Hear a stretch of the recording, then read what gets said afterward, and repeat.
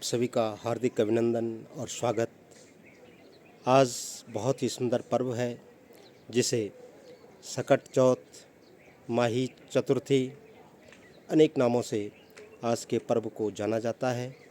तो चलिए मैं आज आपको इस सकट चौथ की कथा को भी आप लोगों के सामने रखूँगा और उसके बाद हम चलेंगे भगवान मुनि महाराज के मंदिर अगस्त्यमुनि में। तो भगवान मुनि महाराज के दर्शन भी आप लोगों को करवाऊंगा। आप बने रहिए मेरे इस चैनल गंगाराम सकलानी के नाम। ओम गजाननं भूतगणाधिसेवितं कपित्थजम्बूफलचारुभक्षणम् उमासुतं शोकविनाशकारकं नमामि विघ्नेश्वरपादपङ्कजं।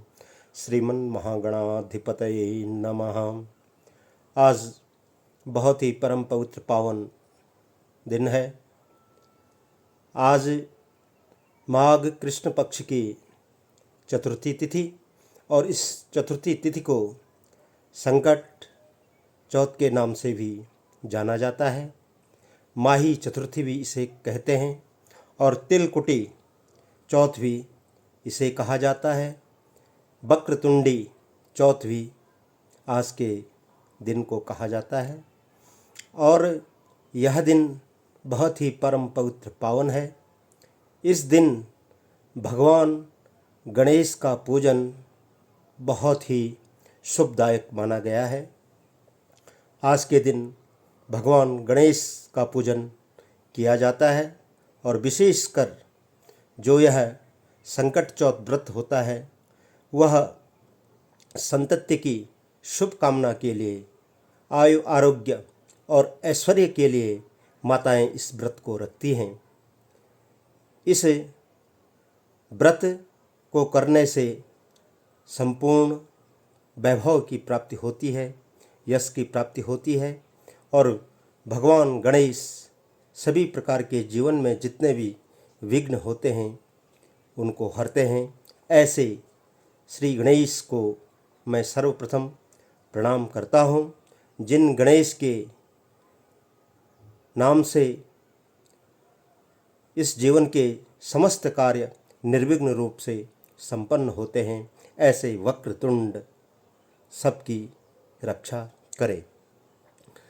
तो आज ये जो तिलकुटी चौथ है, संकट चौथ है, इसमें पुराणों में अनेकानेक कथाएं प्रचलित हैं।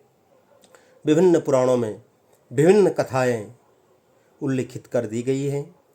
तथापि संक्षिप्त रूप में मैं इस संकट चौथ की जो कथा है उसको आप लोगों के सामने प्रस्तुत कर रहा हूँ। यह कथा मैंने अपने इस YouTube के अंश में पूर्व में भगवान गणेश की प्राकट्य की कथाएं आप लोगों के सामने रखी थी और उसी से संदर्भित ये कथा भी मैं आप लोगों के सामने रख रहा हूँ। आपने शिव पुराण, पद्म पुराण, लिंग पुराण आदि पुराणों में उल्लिखित कथाओं को मेरे इस YouTube अंश में सुना। अब जो ये संकट चौथ है यह क्यों मनाया जाता है, इस व्रत को माताएं क्यों रखती हैं, इसमें एक पौराणिक उपाख्यान है, वह मैं आप लोगों के सामने प्रस्तुत कर रहा हूँ। जब एक बार माँ पार्वती स्नान के लिए अपने स्नानागार में गई हुई थी और बाहर गणेश जी को नियुक्त किया था, उस दिन नंदी वहाँ नहीं थे, तो माँ पार्वती ने गणेश को एक छड़ी दे करके दरवाजे पर खड़ा कर दिया और श्री गणेश से कहा कि बेटा जब तक मैं स्नान न कर लूँ तब तक तुम अंदर किसी को भी आने मत देना। गणेश जी दरवाजे पर पहरा देने लगे और माँ जगज्जननी पार्वती अंदर स्नान करने लगी। इतने में ही भगवान शंकर का आगमन वहाँ होता है और भगवान शंकर शीघ्र अंदर प्रवेश करना चाहते थे, लेकिन जो द्वार पर वो गणेश था, गणेश जी ने भगवान शंकर को रोक दिया। इतने में भगवान शंकर को बड़ा क्रोध आया। उनने कहा, अरे मुझे अंदर जाने के लिए तो रोक रहा है। तो इसी बात को लेकर के दोनों में बहुत बहस होती है। भगवान शंकर को बड़ा क्रोध आता है और भगवान शंकर उस बालक का सर धड़ से अलग कर देते हैं। इतने में ही माँ पार्वती स्नान करके बाहर आती है और वह देखती है कि जो मेरा पुत्र था, जिसे मैंने इस दरवाजे पर पहरा देने के लिए नियुक्त किया था, उसका केवल धड़ ही यहाँ पर दिख रहा है और इसका सर किसने काट दिया है। इतने में ही भगवान शंकर कहते हैं कि जब मैं अंदर प्रविष्ट होने के लिए जा रहा था तो इस बालक ने मुझे रोक दिया, इसलिए मैंने क्रोध में आकर के इसका सर धड़ से अलग कर दिया है। माँ पार्वती विलाप करने लग गई और करुण क्रंदन माँ पार्वती करने लग गई। इतने में ही भगवान शिव ने एक हाथी का सिर उस बालक के सिर पर जोड़ दिया। जोड़ने के पश्चात उस बालक पर प्राणों का संचार किया और संचार करने पर वह बालक जीवित हो गया। इस बात को देख करके माँ पार्वती बहुत ही खुश हुई।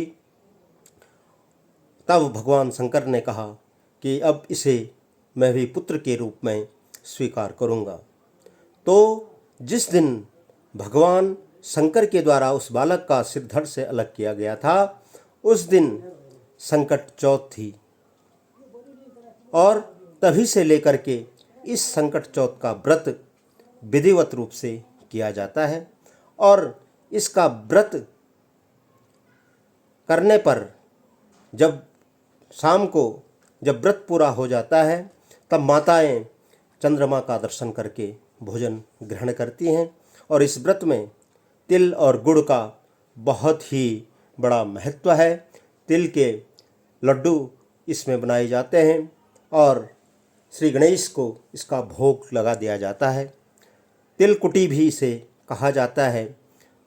तो जो ये संकट चौथ व्रत की कथा है, वह पुत्रों के लिए बहुत ही उत्तम व्रत इस संकट चौथ को बताया गया है। तो सभी लोग भगवान गणेश का जो यह व्रत है, उसका नियम पालन कर भगवान शंकर अवश्यमेव उसके विघ्नों को हरते हैं, उनकी संतति को, उनके पुत्रों को दीर्घायु, ऐश्वर्य, यश और वृद्धि की प्राप्ति करवाते हैं। ऐसे श्री गणेश को मैं बारंबार प्रणाम करता हूँ।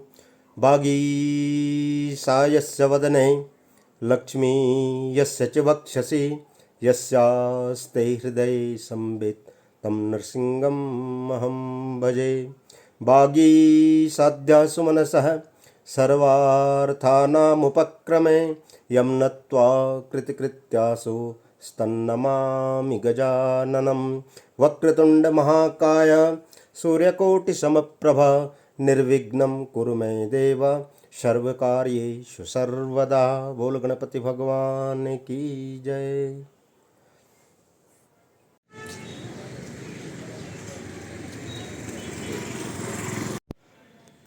ये मैं इस समय भगवान महर्षि के दिव्य पवित्र पावन स्थान अगस्त्यमुनि के इस प्रांगण में पहुंच चुका हूं और भगवान अगस्त्य सबकी मनोकामनाओं को पूर्ण करे।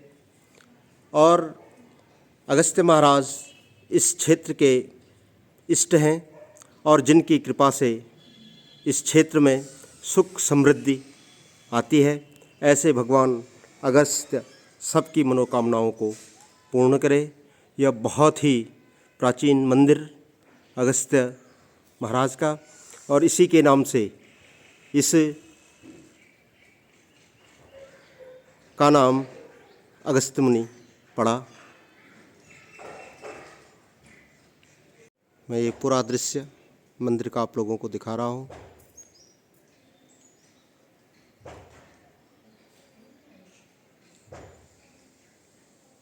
ये बहुत ही सुंदर गेट यहाँ पर।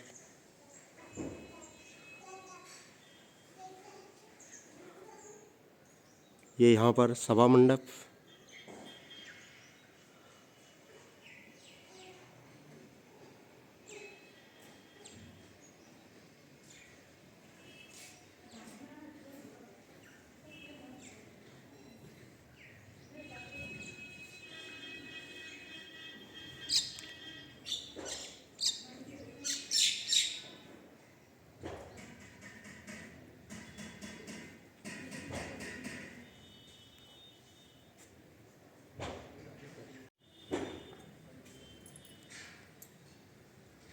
समुद्रेशो सते कुंभ योनि नमस्तुभ्यम। ये जो है श्री अगस्त जी की पावन स्थली है। यहाँ पे अगस्त जी ने जो है तप किया था और साथ ही में मूर्ति रूप में समावेश, ऐसा मानना जो है पूर्वजों का है। और यहाँ पे ये हवन कुंड है। ये 12 साल में खुलता है। जब महाराज जी की यात्रा होती है 216 गांव है जहाँ जो है कि महाराज जी की डोली जाती है। यात्रा पूर्ण करने पे तब ये खुलता है। तब यहाँ पे 9 दिन का हवन होता है। हवन होने पे ये महाराज जी की गद्दी है, यहाँ पे डोली रहती है विराजमान। 9 दिन के बाद फिर जो है पूर्ण आहुति के बाद डोली जो है फिर अंदर जो है विग्रह में चली जाती है। बहुत बहुत धन्यवाद बेंजवाल जी। ये मैं पहुंच चुका हूं धनी स्कूल में और यहाँ पर नगर पंचायत के द्वारा छोटे बच्चों के झूले लगा दिए गए हैं और ये बच्चा बहुत ही अच्छे तरीके से यहाँ पर झूला झूल रहा है।